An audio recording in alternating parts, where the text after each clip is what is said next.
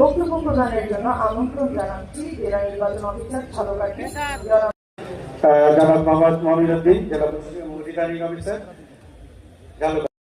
দেশ রক্ষার জন্য হ্যাঁ ভোটের বিকল্প নেই এবং এই হিসাবে ছাড়া উঠান বৈঠক, সড়ক প্রচার, মাইকিং এবং আগামী দিন আমাদের মাননীয় প্রচার, লিফলেট বিতরণ, ব্যানার এবং ড্রপডাউন ব্যানার স্থাপন।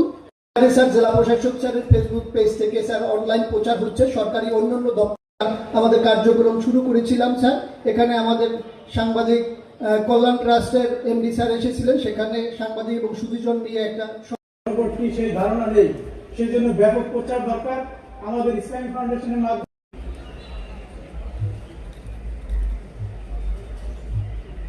24 সালের 5ই আগস্ট আমাদের দেশের তরুণ ছেলেপেলেরা যারা দোকান এবং বাজারগুলোতে স্যার আমরা কিছু ভোটা লাভ করছি স্যার। ভোটা লাভের কিছু চিত্র। জনাব Mohammad Humayun Kabir, civil surgeon, Jhalakathi. Police super. গণভোটের প্রচার এবং ভোটার উদ্বুদ্ধকরণের উপলক্ষে সুধী সমাবেশ। সরকারি অন্যান্য সকল দপ্তরের স্যার উঠান বৈঠকে আপনি চিত্রগুলো দেখতে পাচ্ছেন স্যার। চ্যানেল সহ মাধ্যমে আমাদের প্রচার কার্যক্রম চলমান রয়েছে স্যার। যে 4টি প্রশ্ন যাতে অতি সংক্ষেপে জেনে ভোটের যে পয়েন্টগুলো জেনে তারপর ভোট কেন্দ্রে যে তাদের মনোনয়নপত্র জমা দিয়েছে এবং 3 তারিখে আমাদের বাছাই পর্ব অনুষ্ঠিত হয়েছে এবং সুন্দর বাংলাদেশে পরিণত করার জন্য জীবন দিয়েছেন। আমি স্মরণ করছি এই জুলাই নির্বাচন অন্য সব নির্বাচন থেকে ভিন্ন, এটা মাথায় রাখতে হবে। তাহলে সেই নির্বাচনের পর জুলাই সনদ বাস্তবায়নের জন্য দায়বদ্ধ কিনা এই প্রশ্নটা করা যাবে না।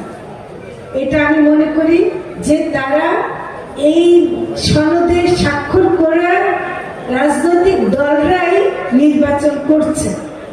তারা যেহেতু স্বাক্ষর করেছেন জুলাই সনদে, তাই এই দায়িত্ব এটা পালন করার দায়িত্ব তাদের।